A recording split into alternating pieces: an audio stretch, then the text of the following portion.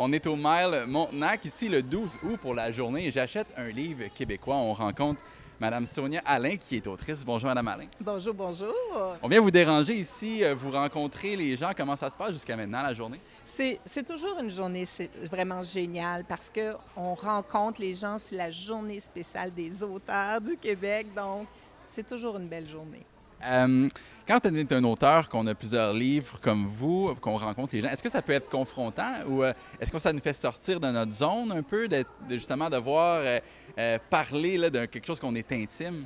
Oui, bien, en fait, c'est qu'on est dans notre monde, on est dans notre bulle qu'on écrit. Fait que quand on est comme ça à l'extérieur, moi, j'aime beaucoup, c'est l'échange avec les gens, le retour, le feedback, les émotions. Moi, quand des gens me disent « tu me fais pleurer pendant tel passage », je fais « yes, j'ai réussi ma job, donc je suis contente. » Ça a l'air sadique, mais bon, je suis contente. Mais c'est sûr que c'est toujours une surprise aussi parce qu'on n'a aucune idée, les gens, tout ça, qu'est-ce qu'ils vont nous raconter. Des fois, j'ai même des témoignages des gens qui viennent me raconter des choses sur leur vie ou leur rêve de devenir écrivain, tout ça. Donc, c'est toujours une surprise, c'est toujours une découverte à chaque fois. Quel genre de questions on vous pose? Bien, on va beaucoup me poser des questions par rapport à mon écriture ou par rapport, bon, est-ce que tu as déjà vécu telle chose? Est-ce que tu as déjà été à cet endroit-là? Ou j'ai des gens qui viennent vraiment me voir, qui ont écrit un roman ou qui sont en processus, puis là, ils questionnent beaucoup à savoir, bien, comment ça fonctionne? Qu'est-ce que tu peux me donner comme cue, comme aide, tout ça? Fait que c'est vraiment le genre de questions là, qu'on a. Parce que l'écriture, c'est un processus un peu mystérieux. J'imagine que chaque auteur a sa façon de faire. C'est difficile de donner une façon directe, cartésienne, là, comment faire. Oui, on a vraiment chacun nos façons, mais c'est vraiment les gens questionnent beaucoup sur un coup que c'est écrit, qu'est-ce qu'ils font avec leur roman? Comment ils approchent les maisons d'édition? Moi, je leur dis beaucoup, tu sais, il faut que vous travailliez votre roman avec Antidote, faites-le lire par d'autres. Donc, c'est beaucoup par rapport au après. Parce que pour la création, on a tous nos façons de créer. On va en parler de l'industrie, justement. Là. Il y a des maisons d'édition. Une fois qu'on a fini un livre, là, comme le vôtre, là, c'est quoi le parcours pour le faire publier puis arriver ici?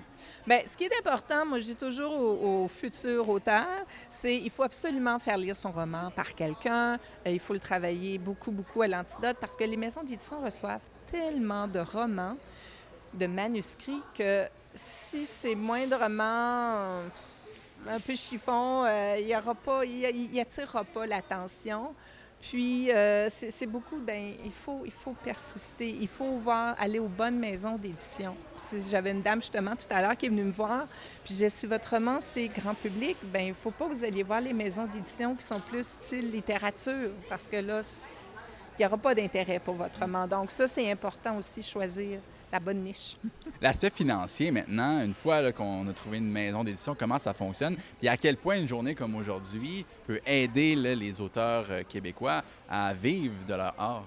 Bien, en fait, ce qui aide beaucoup une journée comme aujourd'hui, c'est que ça fait ressortir les auteurs québécois. Ça incite beaucoup les gens aussi à découvrir de nos nouveaux auteurs, parce que souvent, on lit toujours le même type de roman, le même type, les mêmes auteurs, tout ça. Fait que cet événement-là, ce que j'ai remarqué, c'est que les gens sont beaucoup portés à découvrir. Puis un événement comme ça nous permet de sortir le livre québécois du flot de livres traduits qu'il y a sur le marché. Et je vous dirais que ça a énormément évolué au fil du temps, et tant mieux parce que le livre québécois a beaucoup plus de visibilité aujourd'hui qu'il y en avait, moi, quand j'ai commencé il y a 16 ans, par exemple. Ah oui, dans quelle manière est-ce qu'avant, c'était plus difficile? Bien, en fait, ils sont beaucoup plus mis de l'avant.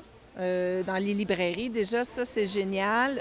On a beaucoup, aujourd'hui, les réseaux sociaux, des blogueuses qui vont être intéressées à lire aussi beaucoup de romans québécois, qui vont en parler sur la place publique. Événements comme aujourd'hui le 12 août qui amènent les gens à ressortir. Tu sais, les librairies vont faire venir des auteurs, vont commander des romans de ces auteurs-là, tout ça. Fait que tout ça fait que c'est beaucoup plus important, beaucoup plus de visibilité aujourd'hui qu'avant. Ça prend un petit coup de main au niveau marketing. Vous avez la chance de faire ce travail-là vraiment à tous les jours, mais c'est pas venu du jour au lendemain. Là. Quelle qualité ça prend pour vivre d'être une autrice comme vous? Bien, en fait, c'est vraiment du travail de longue haleine. Au début, moi, comme je vous dirais la majorité des auteurs québécois, j'avais un travail en parallèle. J'écrivais le soir, le week-end, des choses comme ça. Moi, ça fait à peu près 4-5 ans là, que j'écris, que je suis chanceuse. J'écris à temps plein, mais comme mon petit dernier ici, celui-ci, c'est mon 24e. Donc, c'est sûr que là, la mousse grossit, là, tu sais, la boule de mousse grossit. Donc, j'ai beaucoup de romans qui circulent, j'ai des romans qui ont été traduits, même j'en ai un qui vient d'être traduit, celui-ci en turc, donc en Turquie.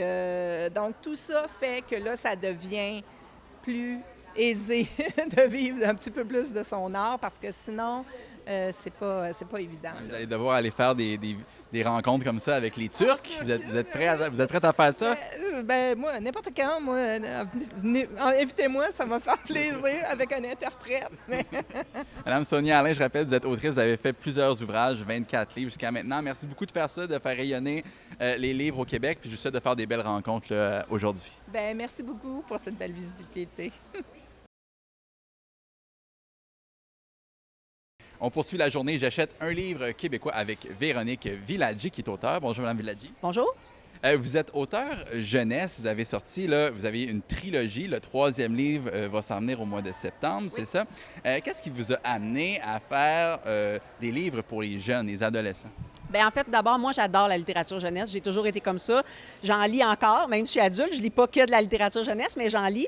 Je trouve qu'il y a des beaux univers. C'est vraiment un âge intéressant pour fidéliser les lecteurs, les tenir un petit peu éloignés des écrans, une couple d'heures, les intéresser à la lecture.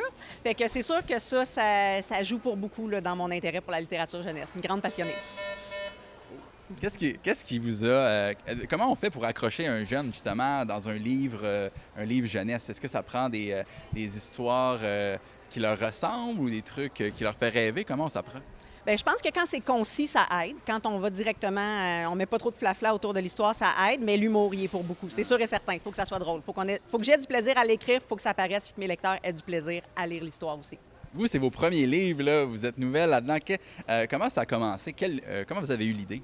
En fait, l'idée m'est venue simplement parce que mon fils cherchait quelque chose à lire.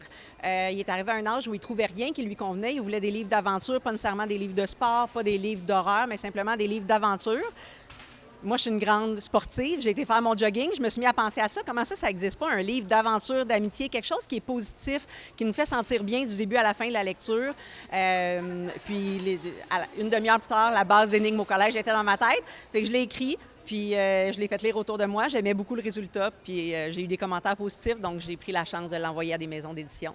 Étiez-vous nerveuse au début de le faire lire à votre entourage? C'est un exercice qui peut faire peur, non? D'avoir des mauvais commentaires ou des critiques? Vulnérabilité. Vraiment, vraiment. Fait qu'au début, j'ai commencé vraiment en circuit fermé, mes enfants, mon conjoint. J'ai eu des commentaires positifs. J'ai dit, OK, ma soeur, ma meilleure amie, tranquillement. Puis là, éventuellement, c'est sûr qu'au moment de l'envoyer à des maisons d'édition, oui, ça donne vraiment l'impression de sauter dans le vide, un grand sentiment de vulnérabilité. Comment ça peut être reçu?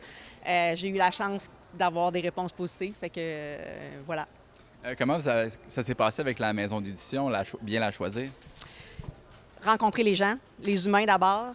Mon éditrice Marie-Ève, qui est ici aujourd'hui, avec qui je me suis vraiment bien entendue dès le début. On a cliqué, ça connectait avec elle. Fait que c'était un choix facile, vraiment facile. Quand elle était devant moi, j'ai fait avec elle que je veux travailler, c'est sûr et certain. Je ne l'ai pas regretté. Très bon choix.